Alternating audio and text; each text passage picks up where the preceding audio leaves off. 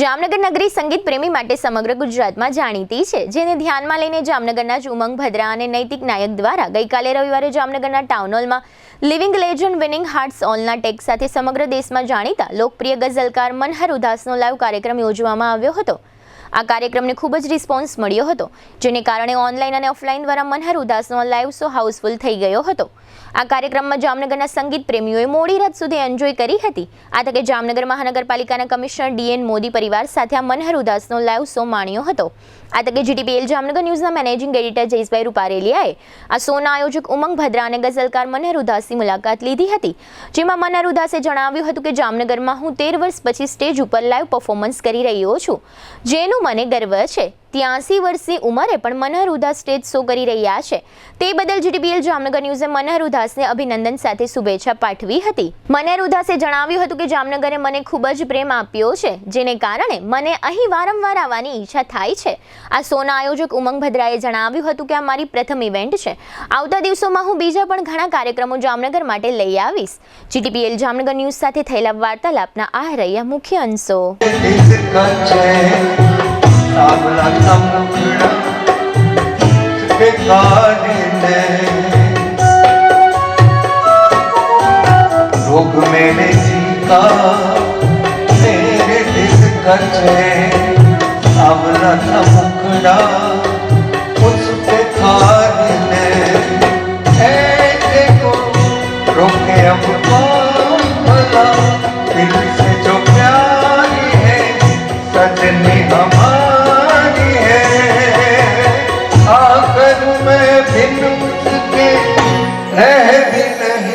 आती लुट कोई मन का नगर ओ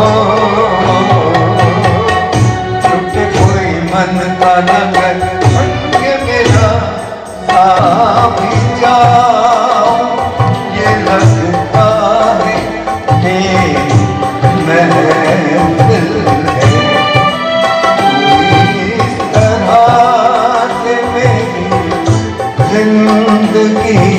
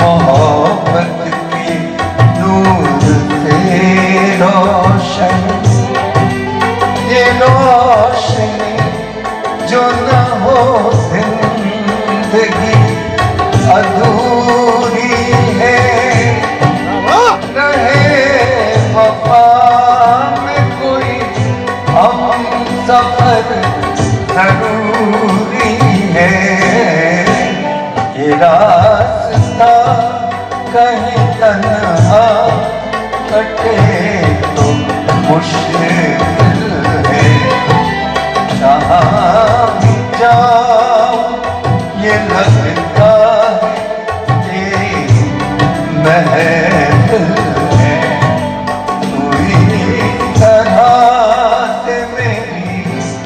जीटीपीएल जामनगर न्यूज़ में तमाम लोग स्वागत है। आज अमे लोग टाउन हॉल खाते आव्या छे। लगभग 10:30-11 वागे जेवो पीरियड थयो छे अने मैं जोयुं छे अहींया के मनहर उदास जामनगरना मेहमान बन्या छे अने खास करीने गज़ल सम्राट छे। लगभग 13 वर्ष पछी मनहर उदासनो आ कार्यक्रम थई रह्यो छे अने लगभग आ कार्यक्रम शो जे छे ए हाउसफुल थई गयो छे अने वात ए छे के जामनगरना माटे गौरवनी वात ए छे के उमंग भद्रा के जे युवा जनरेशन छे एने आ ऑर्गेनाइज कर्युं छे अने एक नैतिक नायक એને પણ આ કાર્યક્રમ બંને મિત્રો થઈ અને આ કાર્યક્રમના સ્પોન્સર બન્યા છે અને મનોહર ઉદાસ સાહેબને અહીં જામનગરના મહેમાન બનાવ્યા છે. તો આપણે એમને પૂછશું ખાસ કરીને ઉમંગ ભદ્રા સાહેબને કે ભાઈ આજે મેં જોયું છે અહીં કાર્યક્રમ કઈ ટાઈપનો રિસ્પોન્સ મળ્યો છે અને કઈ ટાઈપની અહીંયા વ્યવસ્થા જોવા મળે છે અને ખાસ કરીને કઈ ટાઈપની વ્યવસ્થા ગોઠવવામાં આવી છે. બુક માય શોમાં મને ફૂલ્લી ઓનલાઈન બુકિંગ મળ્યું છે, પ્લસ ઓફલાઈન બી એટલું બુકિંગ મળ્યું છે. જામનગરમાં એમ કહી શકું કે 13 વર્ષ પછી મનહરભાઈ ઉદાસ જામનગરમાં આવ્યા એ પોતે રાજી થયા છે અને એમને બહુ કીધું છે તમે ખૂબ સારું કામ કર્યું છે. 13 વર્ષ પછી આ મોકો મળ્યો છે પાછો જામનગરમાં અને હાઉસફુલ શો થયો છે. એ બદલ હું જામનગરવાસીઓ બધાને ખૂબ ખૂબ અભિનંદન કરું છું. મેં જોયું છે અહીંયા જેનો જે શો મેં પણ જોયો છે, ખાસ કરીને ગઝલો જે કહેવાય જૂની ગઝલો કે જે આમ કહેવાય કે વધારે પડતું પ્રચલિત છે, તો એ પણ અહીંયા એક લાઈવ શો જાણીને લોકોએ એન્જોય પણ કરી છે. લોકો ખંભાળિયાથી લોકો આવેલા છે, ખંભાળિયા લાલપુરથી લોકો એની ગઝલો સાંભળવા આવેલા છે. એમને મને ફોન કરીને કીધું હતું કે ખરેખર મનહરભાઈ આવી રહ્યા છે જામનગર. મેં કીધું હા આવી રહ્યા છે, કોઈ કેન્સલ તો નહીં થાય ને શો?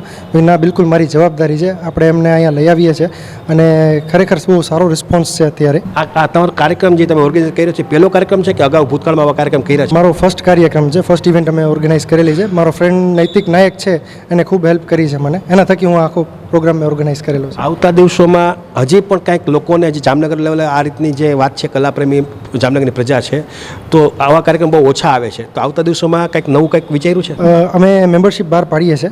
અમે વિચાર કર્યો છે સારા સારા પ્રોગ્રામ્સ, નાટક અને મ્યુઝિકલ ઇવેન્ટ અમે ફ્યુચરમાં કરવાના છીએ. અમે જોયું તમે આ ભદ્રા સાહેબ હતા અને ખાસ કરીને જે પ્રમાણે એમનો ઉત્સાહ છે, જે પ્રમાણે એને પહેલી જ વખત આયોજન કર્યું પણ જોગાનજોગ બન્યું છે, એવું કે હાઉસફુલ થઈ ગયું છે, એટલે એને જે કંઈ ઉત્સાહ હતો એ ઉત્સાહમાં બેવડો વધારો થયો છે. અને આજે જામનગરના જે કલાપ્રેમી જનતા છે એ આજે આ ટાઉનની અંદર ભારે એન્જોય કરી છે.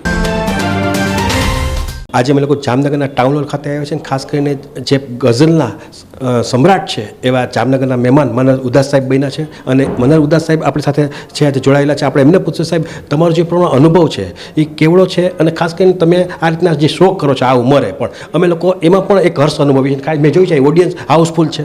ઇટ્સ ગ્રેસ ઓફ ગોડ, ઈશ્વરની કૃપા છે. બસ મેઇન કલાકાર માટે લોકો, શ્રોતાઓ, કલાપ્રેમીઓનો જે પ્રેમ છે એ જ મુખ્ય વસ્તુઓ છે. હું બહુ જ ખુશનસીબ છું કે મને આપણા સૌ લોકોનો એટલો પ્રેમ મળ્યો છે કે જેની કોઈ સીમા નથી અને કદાચ એ જ મને આજે દોડતો રાખે. ફિલ્મ ઇન્ડસ્ટ્રીની અંદર કેટલા ગઝલો આપણે કે ગીત કે જે આપણે પોતે ગાયા હશે? 36 આલ્બમ છે ગુજરાતી ગઝલના, 3 થી 3.5 હજાર હિન્દી ફિલ્મના ગીતો છે, 30 આલ્બમ શિરડી સાંઈબાબાના ભજનના છે, બાકી બીજા જુદા પાછા. તમારી કેવડી ઉંમર હતી ત્યાંથી તમે આપ કાર્યરત છો? બહુ વર્ષોથી, બહુ નાની ઉંમર હતી ત્યારે. અત્યારે સાહેબ આપની અત્યારે ઉંમર કેવડી હશે? 83. ઓહો. અને ખાસ કરીને જે પ્રમાણે તમે ઉત્સાહ તમે બતાવો છો, તમે 83માં સ્ટેજ પ્રોગ્રામ કરો તો આ રીતના શો તમારા મહિનાની અંદર કેટલાક હોય છે? એની કોઈ ગણતરી નથી. સમય એટલો છે કે સમય મળતો નથી. જામનગરની વાત આવી તો જામનગર તમે ધારો કે 13 વર્ષ પછી આવો છો, તો જામનગર તમને કલાપ્રેમી છે, તમારો આશિક વર્ગ પણ મોટો છે, તો શું કહેશો આપ જામનગર? જામનગર આઈ લવ યુ. જામનગરમાં કલાનો માટેનો એટલો લોકોનો પ્રેમ છે કે જેની કોઈ સીમા નથી અને એક કલાકાર માટે મારા હિસાબે એ બહુ નસીબની વાત કહેવાય કે જામનગરમાં આવી અને લોકોની સમક્ષ તમારી કલા રજૂ કરો.